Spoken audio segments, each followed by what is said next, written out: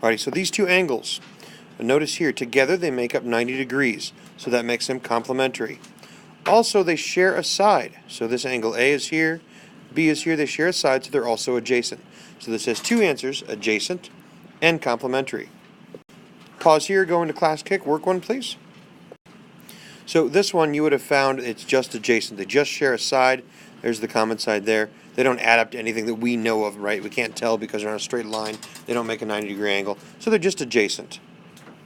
Continue for more examples from me. I'm going to talk about this worksheet real quick. Make sure on this one at the top, you tell me what the measure is here. So basically you're going to make sure you know your vocab. How many degrees is complementary? How many is supplementary? What is the complement of 30 degrees? What is the supplement of 65? So you got to do a little subtracting for these two. Okay, I'm only going to work one of these, so you have to find 7, 8, 9. I'll work 7. So here's the idea. We know that 7 and this 80-degree one together make a straight line. You can see that right here. So together they make up 180. So if this one's 80, you would subtract that from the 180 and get 100. So angle 7 is 100 degrees. Now what am I supposed to do with that?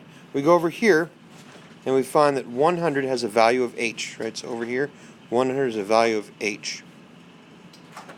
So that means I go down here now and I find number 7 and I put in an h.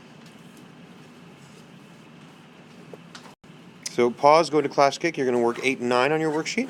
So we discovered that angle 7 is 100 degrees. Now, we know that 7 and 9 are equal because they're vertical. So 9 is also 100 degrees. We know that 8 and this 80 are equal because they're also vertical. So 8 is 80 degrees. So again, we go over here, we find 100 degrees, and that's an h. So where we see a 9, we put in h. There's got to be around there somewhere on the bottom. There we go. And we know that 8 is 80 degrees. 80 degrees is I, so there's going to be an I there. So where we see 8 down below, we put in an I. Alrighty, so there you go. That's what you should have done on that one. If you have questions, again, make sure you ask them.